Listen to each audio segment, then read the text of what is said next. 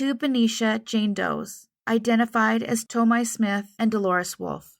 This story begins officially on March 17, 1983, near Rder Island, near Benicia, California. Or at least that is the beginning of the case that I planned presenting. However, it got a little more complicated as I began to investigate.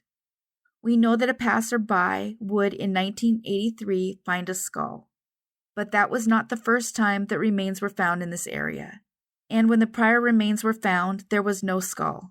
As a result, the assumption was made they had finally found the skull that they had been searching for since September 17, 1979. But of course, it's a logical assumption and DNA wasn't available. They would eventually bury the remains together as one Jane Doe. As time went by, a sample of DNA was submitted to CODIS, where a man would eventually submit his own DNA in hopes of finding out what happened to his mother, a mother who disappeared in August of 1979. As I've mentioned in other episodes, it's really important if someone's missing a loved one that they contact NamUs and submit a sample. It's confusing with all the acronyms, but it actually goes from NamUs, which is tied into CODIS. But unfortunately, in these cases, you'll see that DNA is taken, but it's a different kind of DNA. The kind they do for this is easier to acquire and more cost-effective. But genetic genealogy searches can't be done with this specific type of DNA. It's basically a one-on-one type of matching. In October of 2020 was when a child began searching for his mom. They would end up doing DNA and realize they had two different people buried in one grave. While no one knows where the skull of Dolores Wolf is, it was her torso and legs that were eventually buried in the grave first, leading of course to a possible final chapter in a family struggle that had stretched over 4 decades. So while I planned on covering the Jane Doe with the skull when I started this, I'm going to actually cover that one second. So this brings us to 2 different identifications. The first remains belong to Dolores Wolf, who in 1979 was the mother of 4 children. She was 45 and her youngest son is the one whose DNA would eventually give her name back. He was just 12 when she disappeared. There had been a huge gathering in July of 1979 for Dolores' aunt and uncle's 50th wedding anniversary. Dolores hailed from a large family who had immigrated to the U.S. from Portugal. She grew up in a home here that spoke Portuguese as her first language. Her family was really tight-knit, and they took it as a group effort to begin learning English together. So big family get-togethers were pretty common, but they had no idea this was the last time that they would see Dolores. At the party, Dolores was goofing around and having fun, and they would remember that she was pretending to be an opera singer, kidding around in the bathroom singing into a brush. Her 2 eldest kids were adults and they were living on their own, but there were still 2 kids living in the Wolf home with Dolores and her husband Carl. The kids would remember that they were trying to deal with the increasingly erratic behavior of Carl. Carl had been drinking a lot and he threatened a lot of people, and especially Dolores. It got so bad that one of her brothers and his wife picked Dolores up, taking her to their home to try to keep her safe. It was on that day Dolores made her brother Matt and his wife Janet make a promise. The promise she asked for was that if Carl were to take her life, as he'd threatened to do, would make sure the 2 boys were still at a home and were taken care of and okay. She was so fearful for her remaining children. Her cousin's wife, Janet, would make that promise, never thinking that it was as serious as it was or that it would actually come to fruition. She said to her, of course, but that's not going to happen. And this was the last time they would ever see Dolores again. At this time, because of Carl's behavior, Dolores found herself struggling a lot with what to do about her marriage. It didn't help that she was Catholic and she didn't feel that she could divorce Carl. But she'd been trying and trying to make it work, and it just wasn't. In recent years, Carl was having a lot of financial difficulties and he had become very angry. He wasn't the man that she had married. The 2 actually did begin marriage counseling, and they had actually gone to see the counselor earlier in the day that Dolores disappeared.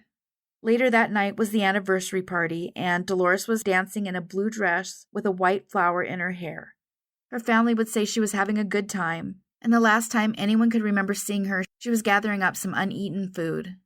One of her adult children, Anna Marie, would call her mom a few days later. Carl answered the phone and he would tell her that Dolores ran away during the night, right after the party. Something Anna Marie had a lot of trouble believing, especially when she realized her mom's purse, keys, jewelry, and all of her clothing were still in the house. Not to mention, Dolores was a really great mom who loved her kids more than anything. Anna Marie would go along with a cousin to the police station as soon as the 72 hours had officially passed. Anna bravely told the police that she was sure her father had done something to her mother. On the night that their mom disappeared, the youngest brother, Paul, whose DNA would eventually return his mom's name, he had spent the night at his cousin David's house for David's 13th birthday. The second to the youngest brother, who was 17, was off at basketball camp, so he wasn't home either. Dolores and Carl were home alone that night.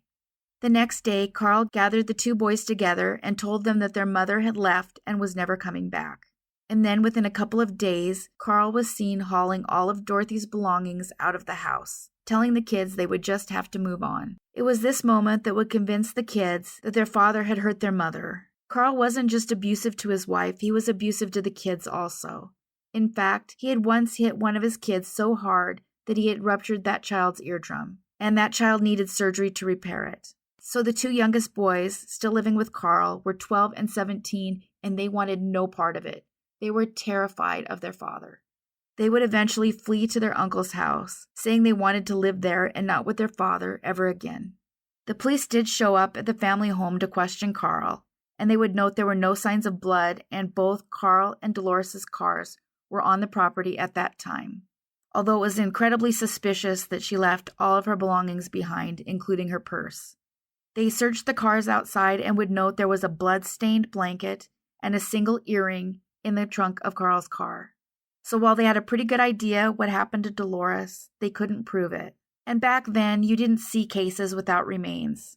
That was the one thing they would need to prove that he'd taken his wife's life. The police would say the inside of the trunk lid had markings that they believed Dolores put there, saying that, unfortunately, it was greasy in that area and they couldn't get any distinguishable prints. They would say they were pretty sure that at one point, someone had been alive inside of that trunk, and that they were trying to get the trunk open. The family spent the next few years searching for her remains. The children and other relatives would take it upon themselves to make life as hard for Carl as they could. They had hoped that this treatment would finally get him to confess. Carl found himself driving around town with a bumper sticker on the back of his car that said, "I M-worded my wife." It's not clear who placed that sticker there, but it was clear that Carl had no idea it was on his car. And because everyone in the whole surrounding area was so angry with him, no one even told him that was on the back of his car. Different people would begin writing accusations on his house in animal blood. Wooden signs were erected in town that said "This way to the murder house." Because Carl was a prominent insurance executive and board member of the Woodland Chamber of Commerce, these accusations didn't go unnoticed, and it impacted all of Carl's existence from here on out. His family was pretty clear they were not letting go until they got answers. Carl, for his part, would just insist he's innocent. But it's noted they asked Carl to take a polygraph, and this was something that he refused to do. In 1981, it was decided to try to trick Carl into admitting what was done to Dolores. A member of her family would call him from a payphone, claiming to be a sheriff's deputy, and they would tell him that Dolores' remains had been found. It didn't work, though. It just made Carl angry.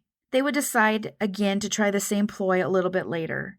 They had police hiding in unmarked cars and even an airplane sitting on standby. A deputy DA called, claiming to be a newspaper reporter, saying that her remains were found. And Carl did leave, but he didn't lead them to Dolores. Instead, he ran into town to buy a newspaper to see if it was true. He returned home, and that was it.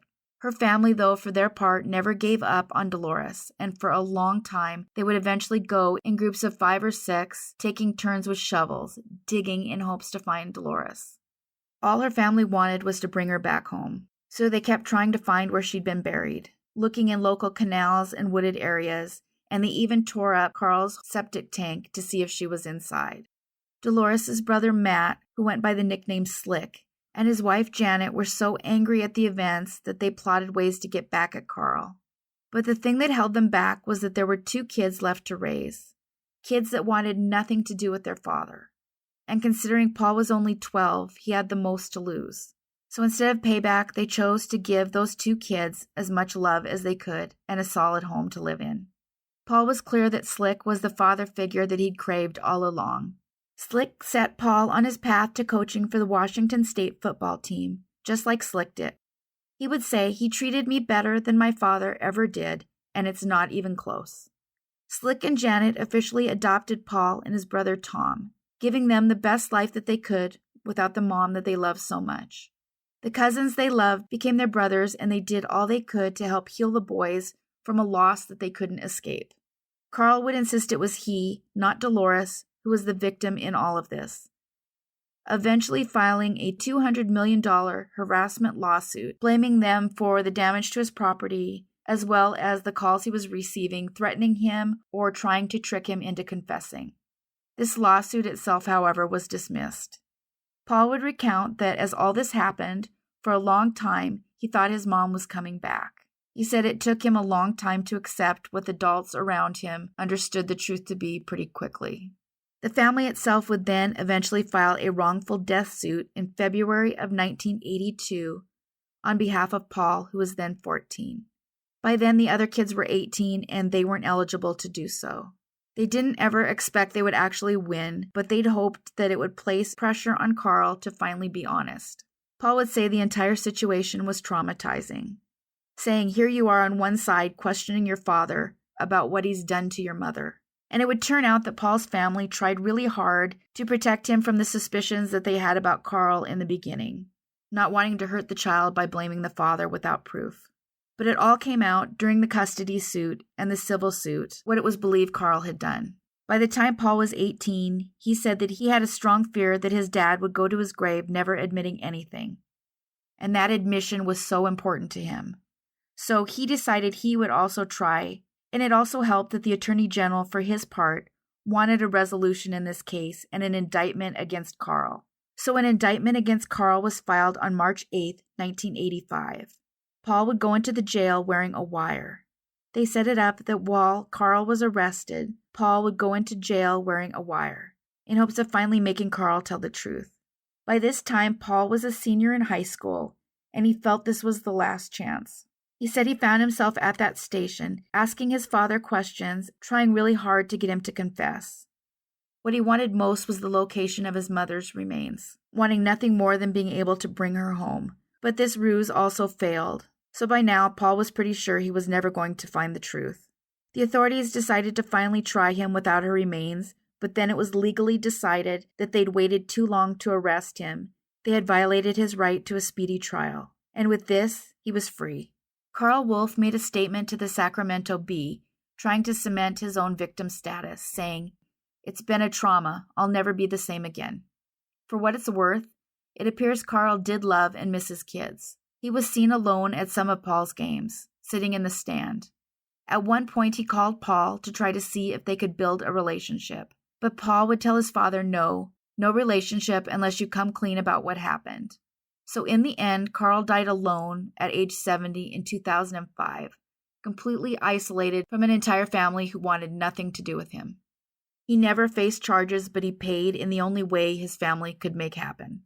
Paul would then lose the second most important person in his life in 2002 when his wife Tomye was diagnosed with brain cancer in January of 1997. He said because of his history, he had an even harder time letting her go. Her last wish was to encourage him to not give in to the pain, but instead to move on, and he did. He would eventually find love again and have 2 sons himself. As important as it was to Dolores' family to finally know what happened to her, they had pretty much given up, saying it was out of their hands. That one last move that was made was by Paul to donate his DNA in a last-ditch effort, and it changed everything. The detectives would tell him his mother had been a Jane Doe for over 4 decades, but she was finally coming home. What they did not know was that Dolores' remains had actually been found only 2 months after she disappeared. In Benicia, California, which is 56 miles or 90 kilometers away from their home. It must have been just far enough away that nobody guessed. So then, in October of 2020, an officer would finally deliver the news that Dorothy had been found and would be finally coming home after 41 years. This, of course, left the skull that was buried with Dorothy's remains. So then the question is, who was she? I wish I knew as much about Tomye Ross Smith. She wasn't all that far off in age from the woman whose remains she was buried with. But her circumstances were different, as she was estranged from her entire family. We know now that she was found at the beach in the same area, and it doesn't appear she was officially reported missing. They do note, though, that she was last seen in 1980, when she would have been 53. It's unknown for sure when she passed, so she may have been as old as 56. While it says that foul play is not suspected, her lower body hasn't been found, and no COD has been given. The only photo of her is a still of a video where she was singing at an event that was previously shown on TV. Tomye was missing for 43 years, and an unidentified Jane Doe for 40. Had she lived, she would be 96 years old today. Dolores Marie Wolf went unidentified for 41 years. Had she lived, she would be 90 years old today.